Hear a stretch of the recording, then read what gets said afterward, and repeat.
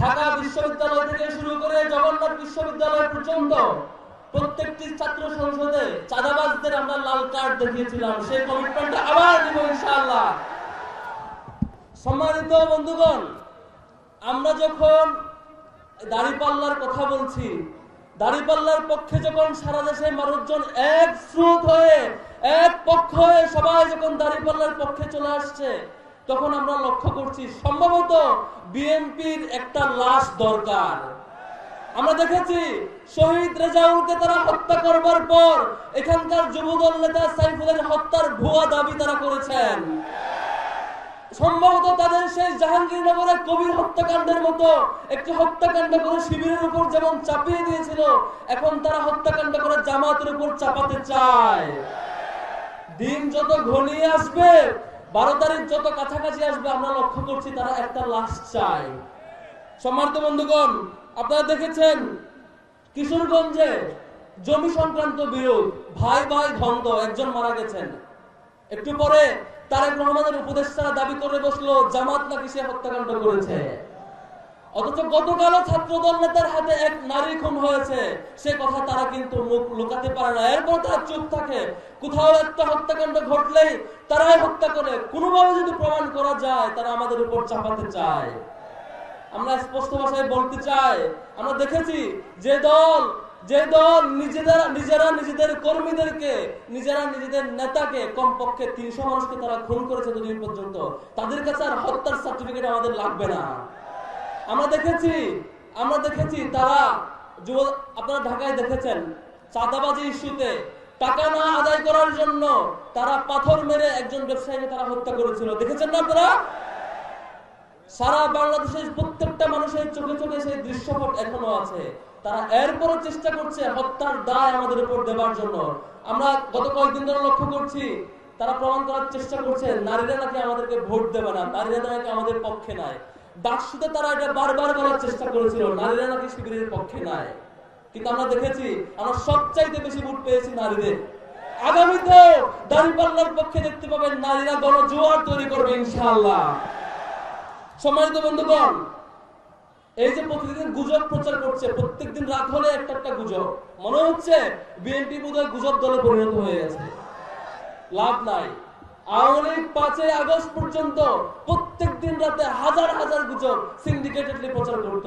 কোন গুজব তাদের নেত্রীকে রেহাই করতে পারে? সামনেও 12 ফেব্রুয়ারি পর্যন্ত প্রত্যেকদিন যত গুজব আসুক না কেন, ইনশাআল্লাহ এখনকার যে জেনারেশন তারা আপনাদের গুজব মুহূর্তের মধ্যেই ধরতে পারবে। গতকাল রাতেও আমির জামাতকে নিয়ে বেশ গুজব চলেছে, সেই গুজব টিকবে না ইনশাআল্লাহ। সম্মানিত বন্ধুগণ, আপনারা দেখেছেন গত কয়েকদিন ধরে তারেক রহমান দেশে আসবার পর প্রত্যেকটা সমাবেশে একটা টার্ম তিনি বারবার ব্যবহার করেন, সেটা হচ্ছে গুপ্ত। দেখেছেন না এই টার্ম, এই পরিভাষা? গুপ্তকাণ্ড খেলার দিন ডাকসুতে কবর রচিত হয়েছিল। সর্বশেষ আমরা জকসুতেও দেখেছি। কারণ কি জানেন? কারণ বিএনপি নেত্রী বেগম খালেদা জিয়া যখন বালুর ট্রাকে আটকা ছিল, তখন যে একজন ব্যক্তি শহীদ হয়েছেন সেটা শিবিরের ওয়ার্ড সভাপতি শহীদ মনসুর। তারা অনেকে পালিয়ে গিয়েছিল, শিবির তখন মাঠ ছাড়ে নাই। গুপ্ত খেলা কাজ হবে না, তারা অনেক চেষ্টা করেছে। আপনারা দেখেছেন আমাদের প্রায় অসংখ্য জায়গায়, এখন পর্যন্ত প্রায় 40-এরও অধিক জায়গায় আমাদের বোনদের উপর হামলা হয়েছে।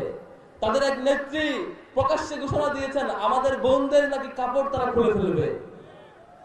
সেম তাদের উপরে এটা যে যেই দল আগামী দিনে ক্ষমতায় আসতে চায় তারা বোনদের কাজকে তারা ভয় পায়, বোনদের ক্যাম্পেইনকে তারা ভয় পায়।